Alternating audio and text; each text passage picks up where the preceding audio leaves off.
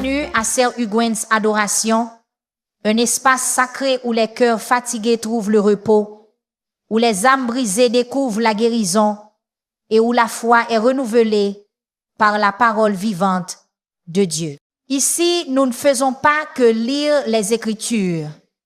Nous en dévoilons les trésors cachés, comme les secrets qui transforment la vie contenus dans le psaume chapitre 23, des vérités qui apportent la paix dans le chaos, la force dans la faiblesse et l'espérance dans l'incertitude. Chaque message est conçu pour vous rapprocher du bon berger, vous rappelant que sa présence vous guide, vous restaure et vous protège à chaque étape. Que vous cherchiez une direction divine, la paix intérieure ou une relation plus profonde avec Dieu, cette chaîne est votre refuge spirituel. Alors prenez une profonde inspiration, ouvrez votre cœur et laissez Dieu vous parler puissamment aujourd'hui. Le secret du psaume chapitre 23 qui changera votre vie pour toujours. La plupart des gens passent à côté de cela. Salut! Mon ami, j'ai besoin de te poser une question. Combien de fois as-tu entendu le psaume chapitre 23? Peu. As-tu grandi en l'entendant à l'église? Ou bien il a été lu à un enterrement? Ou peu. Être même que tu l'as mémorisé et récité dans des moments difficiles en espérant y trouver du réconfort. Mais laisse-moi te dire quelque chose. Il y a un secret caché dans le psaume chapitre 23 que la plupart des gens manquent complètement une vérité si puissante, si transformatrice que lorsque tu la découvriras, elle changera à jamais ta perception de Dieu. Tu penses peu. Attends, le psaume chapitre 23 ne parle-t-il pas simplement de Dieu en tant que notre berger? Oui, c'est vrai. Mais il y a bien plus. Et si je te disais qu'en ces 6 petits versets se cache la clé pour vivre avec la paix au milieu du chaos, la force dans la faiblesse et l'espérance face à l'incertitude. Et si je te disais que comprendre ce seul psaume tel que Dieu l'a voulu pourrait transformer complètement ta relation avec lui. La plupart des gens lisent le psaume chapitre 23 comme un poème réconfortant, quelque chose de joli à dire quand la vie devient dure. Mais David n'écrivait pas juste de jolies paroles. Il révélait une profonde réalité spirituelle sur qui est Dieu et comment il agit dans nos vies. Une réalité que la plupart d'entre nous ne saisissons jamais vraiment. Alors aujourd'hui, nous allons déverrouiller la puissance cachée du psaume chapitre 23 et à la fin de cette vidéo, tu le verras d'une manière que tu n'as jamais vue auparavant. Je crois de tout mon cœur que si tu laisses cette vérité pénétrer en toi, elle changera ta vie. Es-tu prêt? Allons-y. D'accord. Avant de plonger profondément dans le secret caché du psaume chapitre 23, il faut prendre du recul et comprendre le contexte, car le contexte change tout. Qui a écrit le psaume chapitre 23? Il a été écrit par le roi David. Oui, le même David qui a affronté Goliath, le même David qui est devenu roi et le même David qui a gravement fauté, mais qui a pourtant été appelé un homme selon le cœur de Dieu. Mais voici ce que la plupart des gens ne réalisent pas. Avant d'être roi, David était berger. Il a passé des années dans les champs à s'occuper des brebis, à les protéger des lions et des ours, à les guider, à prendre soin d'elles. Donc, quand David appelle Dieu son berger, il n'utilise pas une métaphore aléatoire, il parle à partir d'une expérience personnelle profonde. David savait parfaitement ce que signifiait être un berger et, plus encore, il savait ce que signifiait être une brebis totalement dépendante de celui qui l'a conduit. Très bien. Je poursuis la traduction directement à partir de le psaume chapitre 23, comprendre le contexte en respectant scrupuleusement ton format, structure identique, pas d'ajout, pas de résumé, pas de saut de ligne, non justifié, pas de titre formaté. Voici la suite.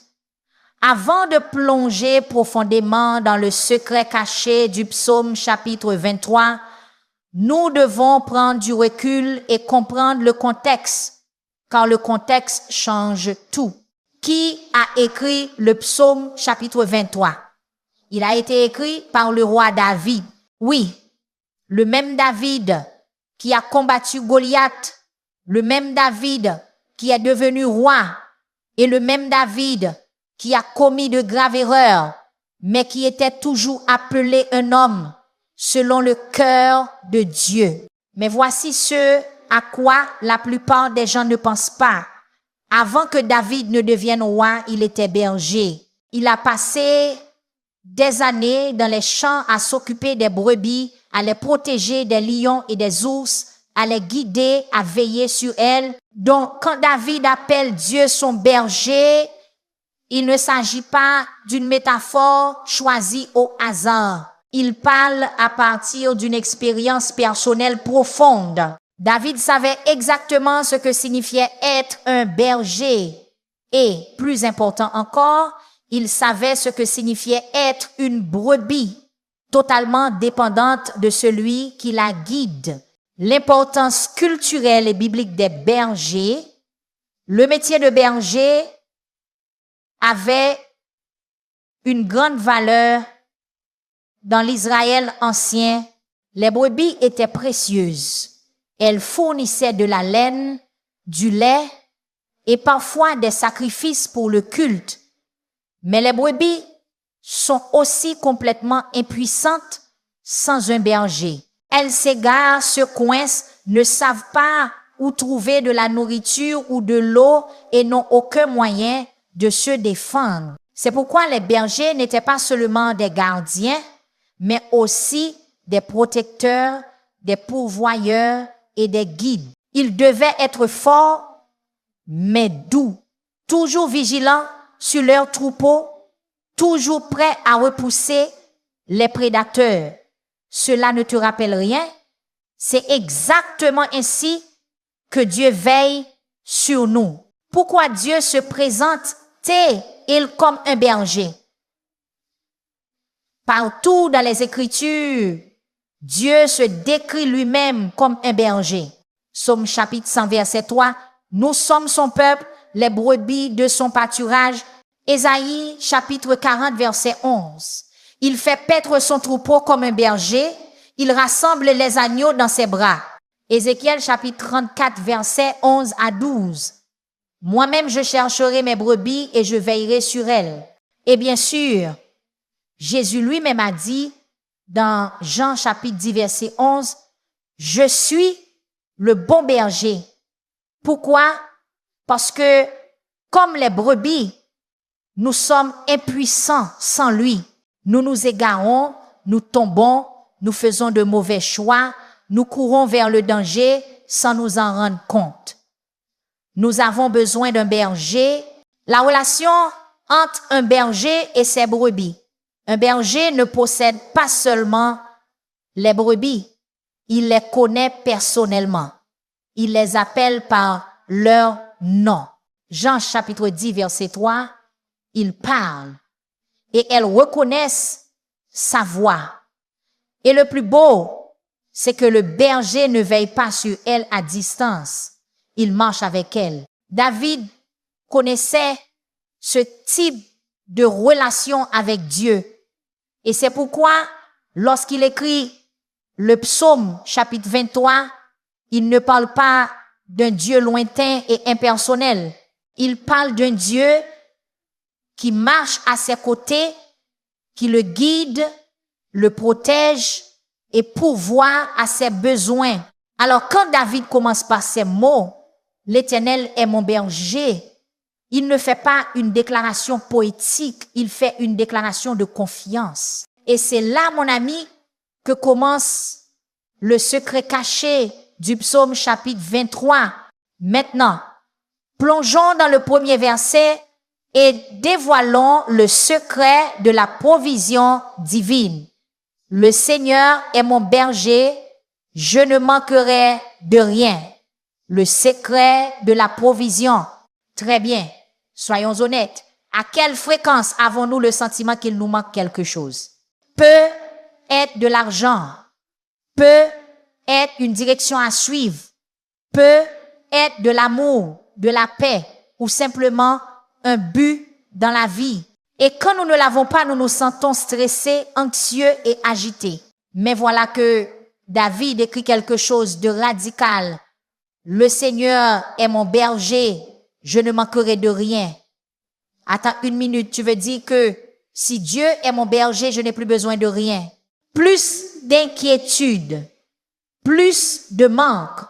Oui, mais pas de la manière dont tu pourrais le penser, que signifie vraiment je ne manquerai de rien. David ne dit pas qu'il obtiendra tout ce qu'il veut. Il dit que parce que Dieu est son berger, il a tout ce dont il a besoin, grande différence. Le mot hébreu pour manquer dans ce verset est chasé, ce qui signifie être dépourvu, diminué, manquer de. David dit donc, si Dieu est mon berger, je ne manquerai jamais de ce qui est véritablement nécessaire pour moi. Cela signifie que si tu as besoin de paix, il la fournit. Si tu as besoin de force, il la donne. Si tu as besoin de sagesse, il l'offre. Si tu as besoin de provision, il est fidèle. Dieu n'est pas seulement un pourvoyeur, il est le pourvoyeur. La provision de Dieu dans la Bible est remplie d'histoires où Dieu se manifeste et pourvoit exactement à ce dont son peuple a besoin, parfois de manière totalement inattendue. La manne dans le désert, Exode chapitre 16. Quand les Israélites n'avaient pas de nourriture, Dieu a littéralement fait pleuvoir du pain du ciel. Élie et les corbeaux, 1 Roi chapitre 17. Dieu a envoyé des oiseaux pour nourrir Élie pendant une sécheresse. Jésus nourrissant les 5000. Matthieu chapitre 14. 5 pains et 2 poissons. Pas un problème quand Dieu est aux commandes. Dieu n'a jamais manqué de pourvoir et il ne va pas commencer maintenant. Le problème, nous doutons du berger. La raison pour laquelle beaucoup d'entre nous ont l'impression de manquer, c'est parce que nous ne faisons pas pleinement confiance au berger. Nous stressons à propos de l'argent au lieu de croire qu'il pourvoira. Nous nous inquiétons de l'avenir au lieu de faire confiance à sa direction. Nous poursuivons des choses en pensant qu'elles nous combleront au lieu de nous reposer dans ce que Dieu nous a déjà donné. C'est comme une brebis qui s'éloigne du pâturage en pensant qu'elle trouvera une meilleure nourriture par elle-même. Mais que se passe-t-il? Elle se perd, a faim, devient vulnérable. Le meilleur endroit pour une brebis, c'est près du berger. Et le meilleur endroit pour toi, c'est de faire confiance au Seigneur. Comment marcher dans la provision de Dieu. Alors, comment passer de l'inquiétude concernant ce qui nous manque à la confiance que Dieu va pouvoir? 1. Reconnais que Dieu sait ce dont tu as besoin avant même que tu ne le demandes. Jésus a dit dans Matthieu chapitre 6 verset 8, « Votre Père sait ce dont vous avez besoin avant que vous ne le lui demandiez. » 2. Prie avec attente. Philippiens chapitre 4 verset 6 à 7 nous dit de présenter nos requêtes à Dieu avec reconnaissance et de faire confiance à sa paix qui gardera nos cœurs. 3. Cherche d'abord son royaume. Matthieu chapitre 6 verset 33. Cherchez d'abord le royaume de Dieu et sa justice. Et toutes ces choses vous seront données en plus. 4. Repose-toi dans son timing. Parfois, la provision de Dieu n'est pas immédiate, mais elle arrive toujours à temps. Ses retards ne sont pas ses refus. Le secret caché, ton berger est suffisant. Voici le véritable secret. Dieu lui-même est ta provision. Lorsque David dit « je ne manquerai de rien », il ne parle pas seulement de choses matérielles. Il dit « tant que j'ai Dieu, j'ai tout ce dont j'ai besoin ». Et mon ami, c'est la vérité pour toi aussi. Tu n'as pas besoin de courir après les choses de ce monde pour te sentir en sécurité. Tu n'as pas besoin de t'inquiéter de demain. Ton berger est déjà devant toi, s'assurant que tu es tout ce dont tu as besoin. Alors, prends une grande respiration, fais-lui confiance et sache que tu n'es jamais dans le manque, car ton berger est toujours avec toi. Il me fait reposer dans de verts pâturages. Le secret du repos. Soyons honnêtes, la plupart d'entre nous ne savons pas nous reposer. Nous vivons dans un monde qui glorifie l'agitation. Travaille plus, fais plus, continue à avancer, reste occupé. Et même quand nous faisons une pause, notre esprit continue de tourner. Les factures, les délais, les relations, l'avenir. Mais voici la question. Si nous servons un Dieu tout-puissant, pourquoi sommes-nous si agités? David écrit dans le psaume chapitre 23, verset 2. « Il me fait reposer dans de verts pâturages. » Cela semble paisible, non? Mais il y a quelque chose de plus profond ici, une vérité spirituelle cachée que la plupart des gens ignorent. Pourquoi les brebis ont-elles du mal à se coucher? Si tu connais un peu les brebis, tu sais qu'elles ne se couchent pas facilement. En fait, une brebis ne se couche que si 4 conditions sont réunies. 1. Elles sont libérées de la peur. Les brebis sont facilement effrayées. Le moins de bruit, une ombre, les garde sur le qui-vive.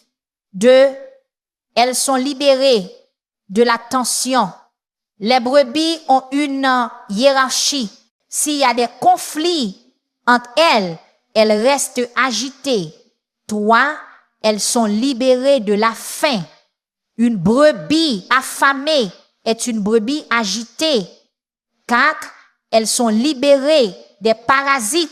Les mouches et les parasites les irritent constamment, les empêchant de se détendre. Tu vois où je veux en venir? Dieu veut te conduire vers un vrai repos, mais beaucoup d'entre nous sont spirituellement agités, car nous sommes pleins de peur, inquiets de l'avenir, pleins de tensions accrochées aux rancunes et au manque de pardon, spirituellement affamés en manque de la présence de Dieu, distraits, irrités par le bruit constant de la vie. Alors que fait Dieu? Il me fait reposer, le don du repos forcé. Comment que David dit, il me fait reposer. Parfois, Dieu doit nous forcer à nous arrêter. Réfléchis. Combien de fois Dieu t'a dit il ralentit? Peut être par une période d'attente, peut être par une maladie, une perte d'emploi ou une porte qui ne s'est pas ouverte. Sur le moment, cela semblait frustrant. Mais et si Dieu était en train de te conduire au repos? Dieu ne nous impose pas le repos parce qu'il est cruel, il le fait parce qu'il nous aime, il sait que sans cela, nous nous épuisons. Le secret du repos, faire confiance au berger. Voici le véritable secret. Le repos ne consiste pas seulement à s'arrêter. Il consiste à faire confiance.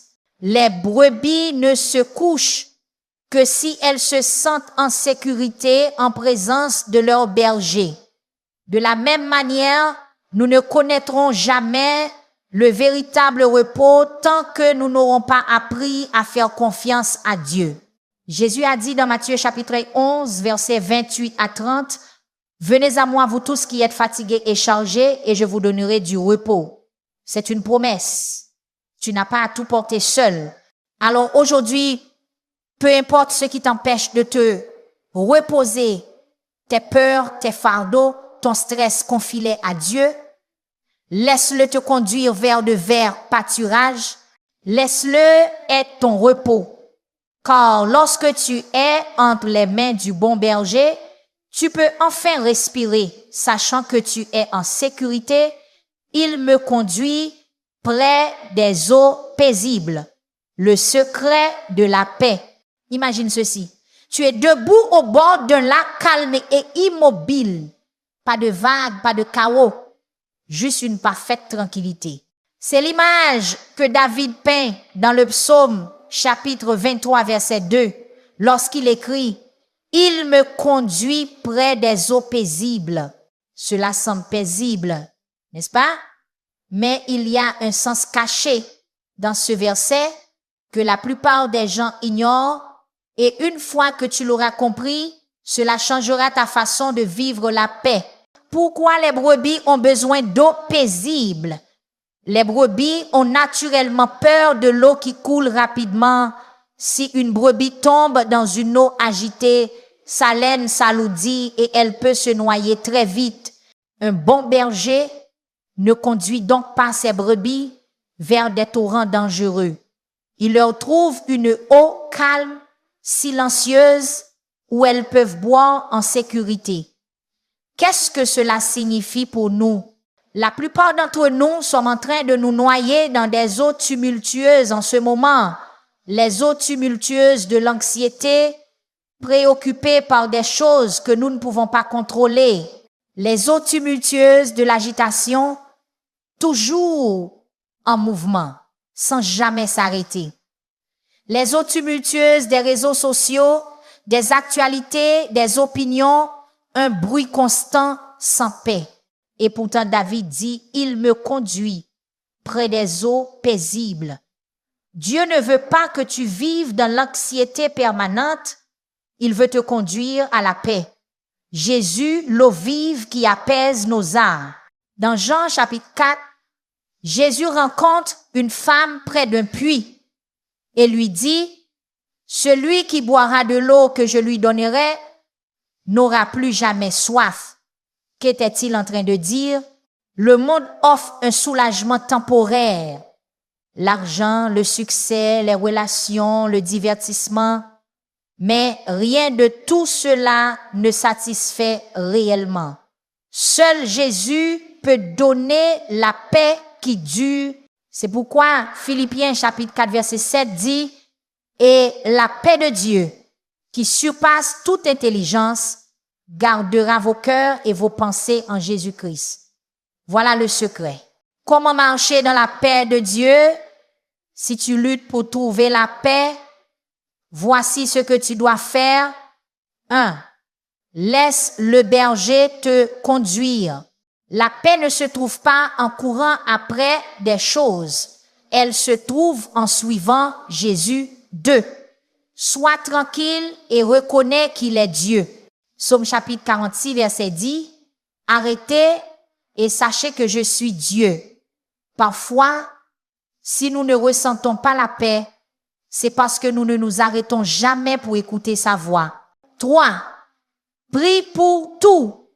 Philippiens chapitre 4, verset 6. Présentez vos demandes à Dieu. L'anxiété s'efface quand nous lui confions tout dans la prière. 4. Fais confiance à Dieu. Le monde est chaotique, mais Dieu ne change jamais. S'il te guide, tu peux marcher dans la paix, même au milieu de la tempête. Le secret caché. La paix n'est pas l'absence de problème, c'est la présence de Dieu. Voici la vérité. La paix ne se trouve pas dans des circonstances parfaites. Elle se trouve auprès d'un berger parfait. C'est pourquoi Jésus pouvait dormir pendant la tempête. C'est pourquoi Paul pouvait chanter en prison. C'est pourquoi David pouvait écrire ses paroles en plein cœur de ses batailles, parce que la paix ne dépend pas de ce qui se passe autour de toi, mais de qui te guide. Et si le Seigneur est ton berger, tu n'as pas à craindre la tempête, tu n'as pas à vivre dans l'anxiété, tu n'as pas à laisser le chaos te contrôler. Tu peux marcher dans la paix, sachant que le bon berger te conduit vers les eaux paisibles. Alors aujourd'hui, prends une profonde inspiration, laisse aller le stress, laisse Dieu te guider, car sa paix t'attend, il restaure mon âme. Le secret de la guérison. Soyons honnêtes, la vie nous brise. Nous traversons des déceptions, des ruptures, des trahisons, des pertes. Certains d'entre nous portent des blessures depuis des années, des blessures que personne ne voit. Nous sourions à l'extérieur, mais à l'intérieur, nous nous sentons fatigués, vides, épuisés. Mais alors, David écrit ces mots puissants dans le psaume, chapitre 23, verset 3. Il restaure mon âme. Pas je me rétablis moi-même, pas la vie me réparera, mais il restaure mon âme. Qu'est-ce que cela signifie? Cela signifie que seul Dieu peut apporter une guérison véritable. Aucun montant d'argent, aucun succès, aucune relation, aucun livre de développement personnel ne peut faire ce que le berger peut faire. Que signifie restaurer? Le mot hébreu pour restaurer est chouv, ce qui signifie ramener, rafraîchir, réparer. C'est l'image d'une brebis qui s'est éloignée, qui s'est coincée, qui est épuisée ou même tombée et qui ne peut plus se relever. Tu t'es déjà senti ainsi, comme si la vie t'avait renversé et que peu importe combien tu essaies, tu n'arrives pas à te relever. Bonne nouvelle, le berger ne te laisse pas là. Il vient te chercher, il te relève, il te restaure. Histoire biblique de restauration. La Bible est remplie de personnes brisées que Dieu a restaurées. Joseph trahi par ses frères, jeté dans un puits, vendu comme esclave, faussement accusé. Mais Dieu l'a restauré et a fait de lui un dirigeant en Égypte. Job, il a tout perdu, sa famille, sa richesse, sa santé. Mais Dieu l'a restauré et lui a donné 2 fois plus que ce qu'il avait avant. Pierre, il a renié Jésus 3 fois. Il s'est senti comme un échec, mais Jésus l'a restauré et en a fait le leader de l'église naissante. Si Dieu les a restaurés, il peut te restaurer aussi. Comment Dieu nous restaure-t-il? 1. Par sa présence. Psaume chapitre 16, verset 11. Il y a d'abondantes joies devant ta face. Quand nous passons du temps avec Dieu, il rafraîchit nos âmes fatiguées. 2. Par sa parole. Psaume chapitre 19, verset 7. La loi de l'Éternel est parfaite. Elle restaure l'âme. La parole de Dieu a le pouvoir de guérir, de ranimer, d'apporter la vie là où il y avait de la brisure. 3. Par sa grâce. Ésaïe chapitre 60 et un verset 3. Pour leur donner un diadème au lieu de la cendre, une huile de joie au lieu du deuil. Dieu prend nos morceaux brisés et en fait quelque chose de beau. Le secret caché, ton passé ne te définit pas. La restauration de Dieu, oui, tu te sens peu, être brisé, tu penses peu, être avoir trop gâché. Mais écoute bien, Dieu n'en a pas fini avec toi.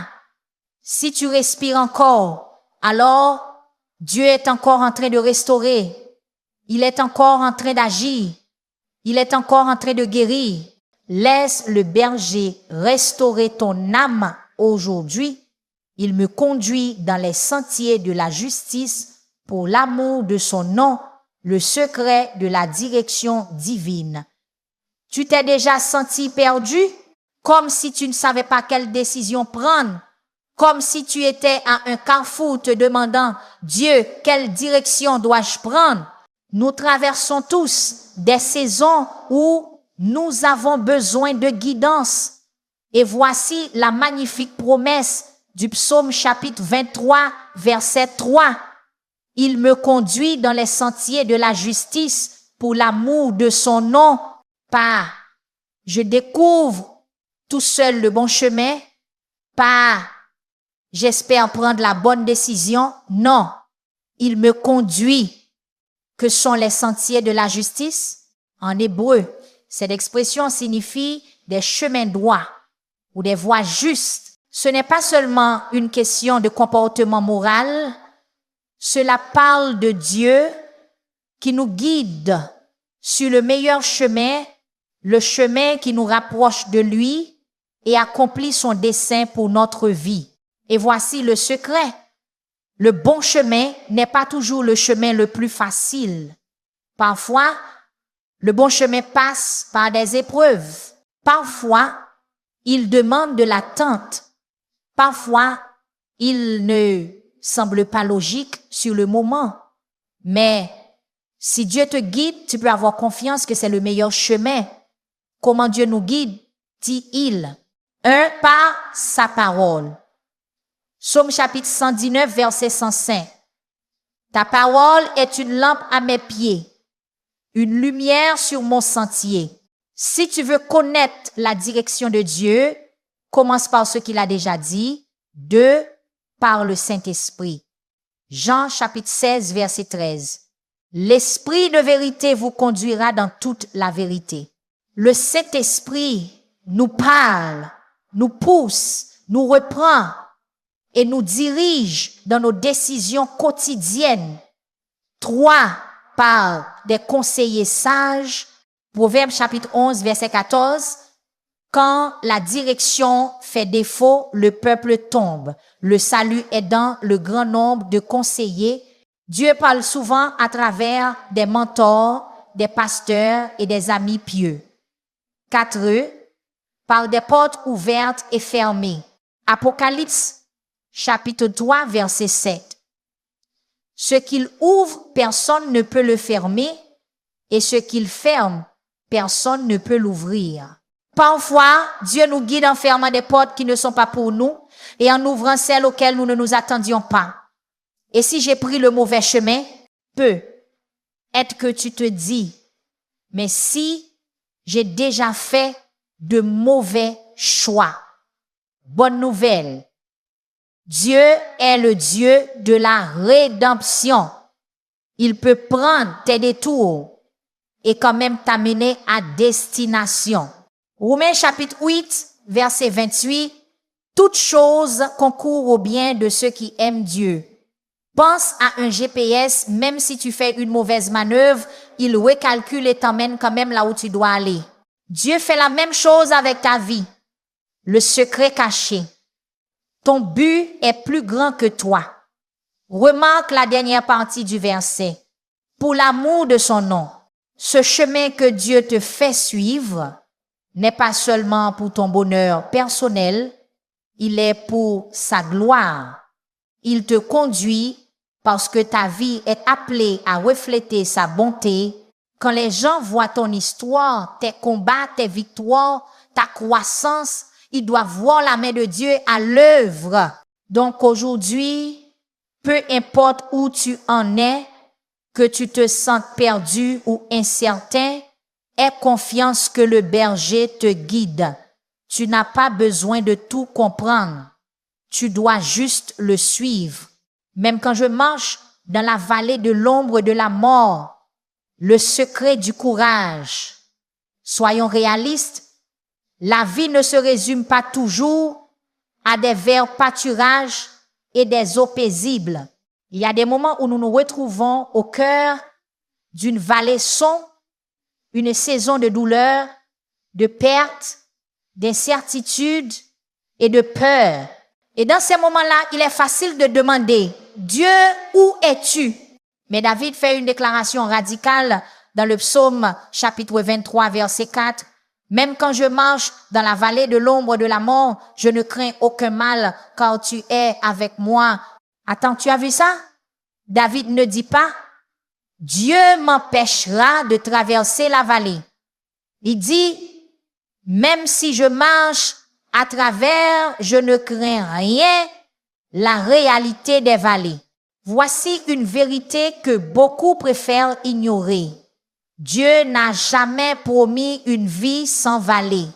Jésus lui-même a dit dans Jean chapitre 16, verset 33, « Dans le monde, vous aurez des tribulations, mais prenez courage, j'ai vaincu le monde. » Les vallées font partie de la vie.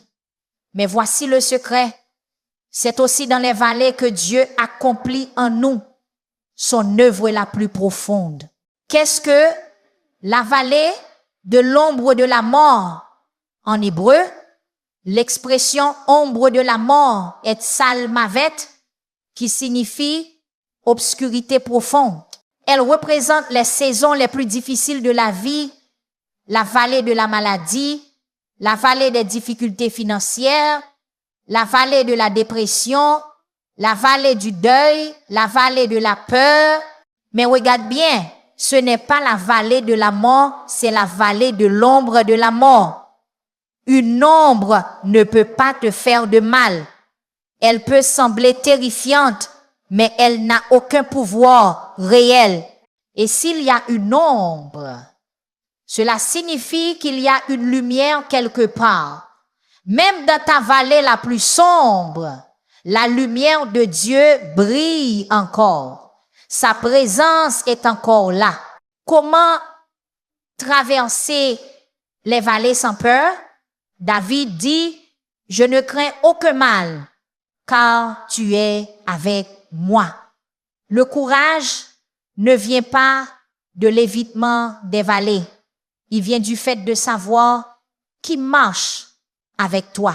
Daniel était dans la fosse au lion, mais Dieu était là. Shadrach, Meshach et Abed-Nego étaient dans la fournaise, mais Dieu était là. Paul et Silas étaient en prison, mais Dieu était là. Et en ce moment, dans ta vallée, Dieu est là. Il ne t'abandonne pas dans l'obscurité. Il marche avec toi à travers le secret caché. La vallée est temporaire. David dit, même quand je marche dans la vallée, tu n'es pas coincé ici. Tu es en train de passer à travers. Psaume chapitre 30, verset 5. Le chagrin peut durer une nuit, mais la joie vient au matin. Quelle que soit la vallée dans laquelle tu te trouves aujourd'hui, elle ne durera pas éternellement. Dieu te fait traverser et de l'autre côté, il y a la victoire, ta houlette et ton bâton me rassure. Le secret de la discipline et de la protection de Dieu. À première vue, ce verset ne semble pas très réconfortant. Une houlette, un bâton, n'est-ce pas, pour corriger, pour discipliner.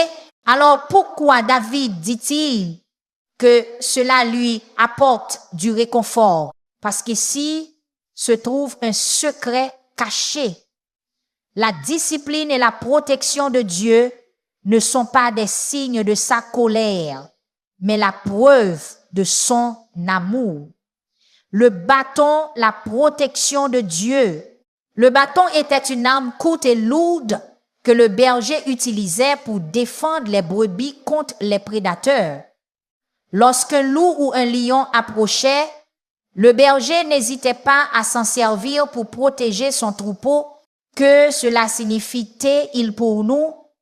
Cela veut dire que Dieu combat pour nous. Ésaïe chapitre 54, verset 17. Aucune âme forgée contre toi ne prospérera. Exode chapitre 14, verset 14. L'Éternel combattra pour vous et vous gardez le silence. Quand l'ennemi vient contre toi, Dieu intervient. La houlette, la direction de Dieu. La houlette, elle était un long bâton courbé à une extrémité que le berger utilisait pour guider les brebis et les ramener lorsqu'elles s'égaraient Parfois, une brebis partait trop loin, alors il utilisait la houlette pour la ramener doucement. D'autres fois, il l'utilisait pour diriger ou corriger son chemin, que cela signifie « T-il pour nous ». Cela veut dire que Dieu nous guide toujours vers la sécurité. Proverbe chapitre 3, versets 5 à 6. Confie-toi en l'Éternel de tout ton cœur et il aplanira tes sentiers. Psaume chapitre 32, verset 8. Je t'instruirai et je te montrerai la voie que tu dois suivre. Parfois, Dieu nous pousse à travers une conviction, ce sentiment profond dans ton cœur quand tu sais que tu t'éloignes. D'autres fois, Dieu nous tire en arrière par une correction. Et si je n'aime pas la correction de Dieu, soyons francs, personne n'aime être corrigé. Mais Hébreux chapitre 12 verset 6 dit, le Seigneur corrige celui qui l'aime. Un bon parent ne laisse pas son enfant courir dans la rue. Un bon berger ne laisse pas une brebis tomber d'une falaise. Et Dieu ne nous laisse pas nous détruire. Sa correction n'est pas une punition, c'est une protection. Le secret caché, la discipline de Dieu est la preuve que tu lui appartiens. Lorsque David dit, ta houlette et ton bâton me rassurent, il dit, en réalité, je suis rassuré parce que je sais que tu combats pour moi. Je suis rassuré parce que je sais que tu me diriges. Je suis rassuré parce que je sais que tu m'aimes assez pour me corriger. Alors, au lieu de résister à la discipline de Dieu, nous devrions le remercier parce que s'il nous corrige, cela signifie qu'il n'a pas abandonné son plan pour nous. Aujourd'hui, si tu es dans une vallée, sache que Dieu marche avec toi. Si tu te sens attaqué, sache que Dieu combat pour toi. Et si tu es corrigé, sache que Dieu te protège de quelque chose de pire. Tu dresses devant moi une table, en face de mes ennemis, le secret de la victoire. Soyons honnêtes. La vie ressemble parfois à un combat permanent. Des gens se retournent contre toi. Tu fais face à de l'opposition au travail, dans tes relations et même dans tes pensées. L'ennemi murmure des mensonges, la peur, le doute, le découragement. Mais au milieu de tout cela, David écrit une déclaration incroyable dans le psaume chapitre 23 verset 5. Tu dresses devant moi une table en face de mes ennemis. Attends. Quoi? Dieu prépare une table juste là devant l'ennemi? Pourquoi ferait-il ça? Et qu'est-ce que cela signifie pour nous? La signification de la table. Dans les temps bibliques, lorsqu'un roi préparait un banquet pour quelqu'un, c'était un symbole de faveur, d'honneur et de protection. David est en train de dire, même quand mes ennemis m'entourent, Dieu continue de me bénir. Le secret caché, tes ennemis ne peuvent pas arrêter ta bénédiction. Remarque quelque chose de puissant ici. Dieu ne supprime pas les ennemis. Il ne fait pas cesser l'opposition à la place. Il te bénit devant eux. Pourquoi? Parce que tes ennemis n'ont aucun pouvoir sur ce que Dieu fait dans ta vie. Les frères de Joseph ont essayé de le détruire, mais Dieu l'a élevé en Égypte. Les ennemis de Daniel ont tenté de le faire dévorer, mais Dieu a fermé la gueule des lions. Les ennemis de Jésus pensaient avoir gagné à la croix, mais 3 jours plus tard, il est sorti du tombeau. Tes ennemis ne peuvent pas annuler ce que Dieu a préparé pour toi. Pourquoi Dieu laisse nos ennemis voir cela? parce que ta victoire fait partie de ton témoignage. Dieu veut que les gens voient ce qu'il fait dans ta vie. Pourquoi? Pour qu'ils sachent qui est vraiment au contrôle, pour qu'ils voient sa fidélité, pour qu'ils comprennent que rien ne peut arrêter les plans de Dieu. C'est pourquoi Ésaïe chapitre 54 verset 17 dit « Aucun homme formé contre toi ne prospérera. L'homme peut se former, mais elle ne réussira pas. » Comment s'asseoir à la table de Dieu au milieu du combat? 1. Fais confiance à Dieu. Tu n'as pas besoin de te battre seul, Dieu combat déjà pour toi. 2. Ne te laisse pas distraire par l'ennemi. L'ennemi va essayer de t'attirer dans la peur, l'inquiétude, l'offense. Reste concentré sur ce que Dieu est en train de faire. 3. Nourris-toi de la vérité de Dieu, pas des mensonges de l'ennemi. À cette table, Dieu t'offre la paix, la provision et un but, mais c'est à toi de choisir d'y manger. Tu oins ma tête d'huile, ma coupe déborde, le secret de la faveur divine.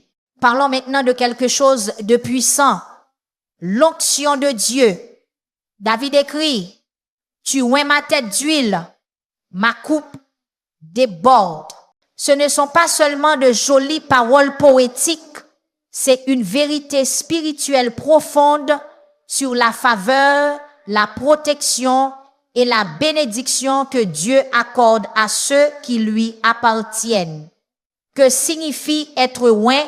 Dans les temps bibliques, l'onction avec de l'huile représentait 3 choses principales. 1.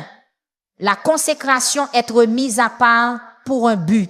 Les rois, les prêtres et les prophètes étaient oints d'huile pour montrer qu'ils étaient choisis par Dieu.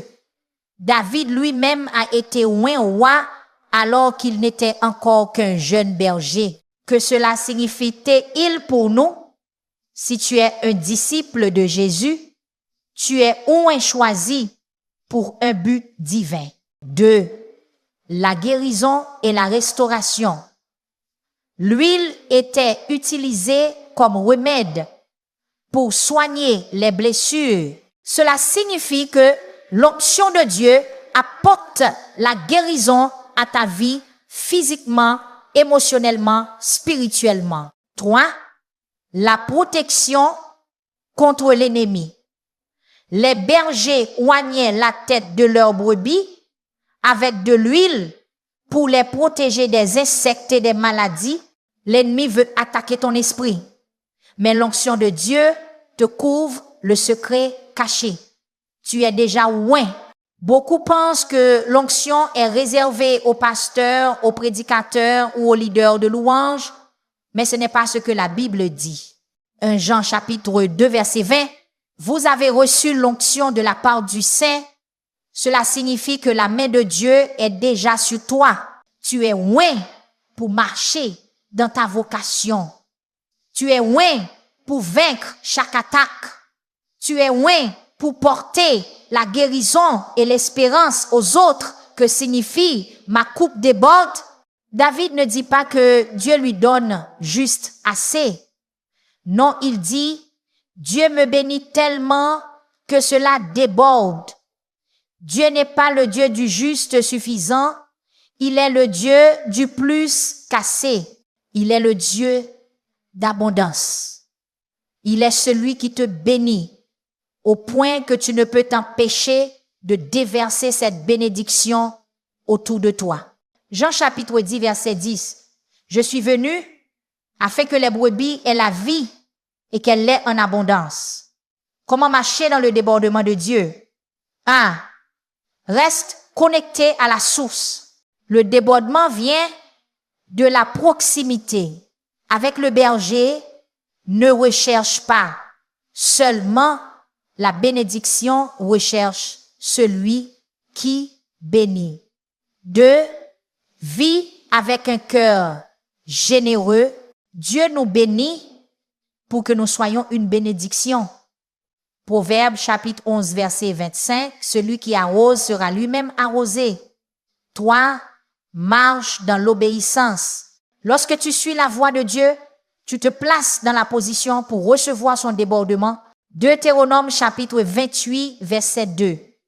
Toutes ces bénédictions viendront sur toi et t'atteindront si tu obéis à la voix de l'Éternel ton Dieu. Aujourd'hui, entre dans la faveur, la victoire et l'abondance que Dieu a préparée pour toi. Car lorsque l'Éternel est ton berger, rien ni personne ne peut arrêter son plan pour ta vie. Oui, le bonheur et la grâce m'accompagneront tous les jours de ma vie. Le secret des bénédictions inarrêtables de Dieu. Soyons honnêtes, la vie peut parfois sembler imprévisible. Un jour tout va bien, le lendemain c'est la déception, les obstacles ou la douleur, et cela peut facilement faire naître la peur de l'avenir. Mais David ne vit pas dans la crainte du lendemain. Au contraire, il proclame avec assurance dans le psaume chapitre 23, verset 6. Oui, le bonheur et la grâce m'accompagneront tous les jours de ma vie. Tu as vu ce mot? Pas peut être, pas j'espère, mais oui, David est sûr de lui. Pourquoi? Parce qu'il sait quelque chose que nous oublions trop souvent. Les bénédictions de Dieu ne sont pas basées sur les circonstances, mais sur sa nature immuable, que signifie vraiment le bonheur et la grâce. Décomposons cela. Le bonheur, c'est la faveur, la bonté, la provision de Dieu. C'est tout ce que Dieu apporte de bon dans ta vie. Même quand tout semble mal aller, Dieu agit encore pour ton bien. La grâce, c'est son amour, son pardon, sa compassion. Cela signifie que même lorsque tu te trompes, sa grâce te couvre. Tu n'es pas défini par ton passé. Tu es couvert par sa grâce. Le secret caché, les bénédictions de Dieu te poursuivent. David ne dit pas que le bonheur et la grâce sont quelque part devant lui. Il dit qu'ils le suivent. En hébreu, le mot utilisé pour suivre est radaf, qui signifie poursuivre, traquer, courir après. Cela veut dire que les bénédictions de Dieu ne sont pas passives. Elles te pourchassent activement. Tu n'as pas besoin de courir après sa faveur. Sa faveur est déjà en train de courir après toi. Lamentation chapitre 3 versets 22 à 23. Les bontés de l'Éternel ne sont pas épuisées. Ses compassions ne prennent pas fin. Elles se renouvellent chaque matin. Romains chapitre 8 verset 28. Toutes choses concourent au bien de ceux qui aiment Dieu. Comment marcher dans les bénédictions inarrêtables de Dieu? 1. Reste proche du berger. Le bonheur et la grâce accompagnent ceux qui le suivent. Reste dans sa parole, dans la prière, dans l'obéissance. 2. Vis avec une attente confiante. Ne t'attends pas au pire. Attends-toi à voir la bonté de Dieu. Psaume chapitre 27, verset 13. Je reste confiant de voir la bonté de l'Éternel sur la terre des vivants. 3. Crois que même dans l'épreuve, Dieu est à l'œuvre. Joseph a été jeté dans un puits, mais cela l'a mené au palais. Job a tout perdu, mais Dieu lui a tout rendu au double. Même Jésus a traversé la croix avant la résurrection. Si tu appartiens à Jésus, ton histoire n'est pas finie. Le bonheur et la grâce sont en train de te poursuivre. J'habiterai dans la maison de l'Éternel pour toujours. Le secret de la sécurité éternelle. Nous voilà arrivés au dernier verset du psaume, chapitre 23, et celui-ci peut être le plus puissant de tous.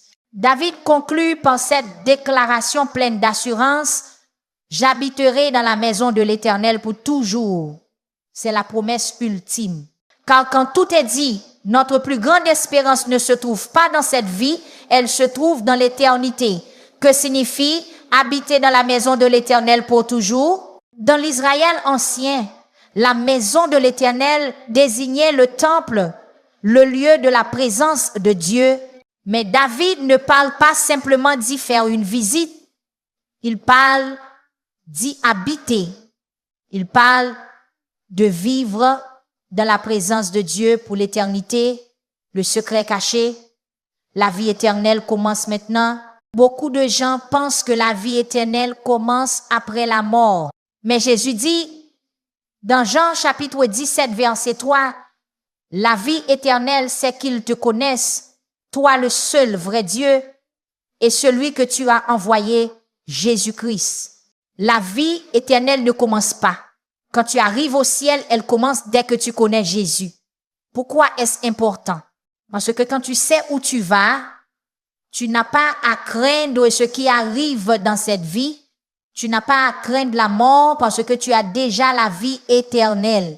Tu n'as pas à craindre l'avenir parce que ta destinée est entre ses mains. Tu n'as pas à craindre de tout perdre parce que ce que Dieu te donne est éternel. Comment vivre avec une perspective éternelle? Reste connecté à la présence de Dieu. Fais place à la louange, à la prière, à la lecture de sa parole. Tu n'as pas à attendre le ciel pour expérimenter sa présence. Elle est disponible maintenant. 2. Vis pour ce qui compte vraiment. Ne te laisse pas piéger par les choses temporaires. Concentre-toi sur ce qui a de la valeur éternelle. Ta foi, ton appel, ton amour pour les autres. Toi, partage l'espérance de Jésus. Si tu crois vraiment en l'éternité, tu ne peux pas la garder pour toi. Tout le monde mérite de savoir que le bon berger les appelle à rentrer chez eux. Le secret final, le ciel est notre maison.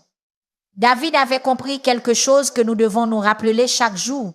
Cette terre n'est pas notre destination finale, nous ne faisons que passer. Notre véritable maison est auprès de Jésus.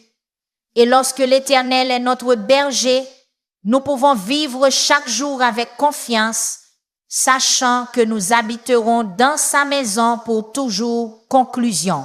Le berger qui ne t'abandonne jamais. Le psaume chapitre 23, Newton, est pas juste une belle poésie, c'est une promesse. C'est l'histoire d'un berger qui marche avec toi, qui combat pour toi, qui pourvoit à tes besoins, qui te restaure et qui te ramène chez toi. Et voici la plus belle partie. Ce berger n'est pas seulement celui de David, il est le tien aussi. En ce moment, peu importe où tu en es dans la vie, Dieu t'appelle à lui faire confiance. Peut être que tu es dans un vert pâturage, profitant de ses bénédictions. Peut être que tu es dans une vallée, luttant pour voir la suite. Peut être que tu es à une table, entouré d'ennemis. Peu importe où tu te trouves, le berger est proche et il te dit, suis-moi, fais-moi confiance. Je te conduirai jusqu'à la maison. Veux-tu lui faire confiance aujourd'hui? Prions. Seigneur, merci d'être notre berger. Merci de nous guider, de pourvoir à nos besoins, de nous protéger et de restaurer nos âmes. Aide-nous à te faire davantage confiance. Aide-nous à suivre là où tu nous conduis et rappelle-nous que ta bonté et ta grâce nous accompagnent chaque jour. Au nom de Jésus. Amen. Si ce message a touché ton cœur, partage-le avec quelqu'un qui a besoin de l'entendre, car le secret du psaume chapitre 23 est fait pour être partagé. Que Dieu te bénisse. Alors que nous arrivons à la fin de ce message, Souviens-toi de cette vérité. Le bon berger ne quitte jamais ton côté. Peu importe où tu te trouves dans les verts pâturages, les vallées profondes ou les moments d'incertitude, sa bonté et sa grâce te poursuivent chaque jour de ta vie. Ici, à Serwigwens Adoration, notre désir est de marcher avec toi dans ce voyage de foi en t'aidant à te rapprocher de celui qui restaure ton âme et te ramène chez toi. Si ce message a touché ton cœur, ne le garde pas pour toi, partage-le avec quelqu'un qui a besoin d'encouragement aujourd'hui. Et si c'est ta première fois ici, pense à aimer, à t'abonner et à activer les notifications pour ne manquer aucun des messages puissants et des prières qui peuvent fortifier ton esprit. Jusqu'à la prochaine fois, que la paix, l'amour et la présence de Dieu t'entourent toujours.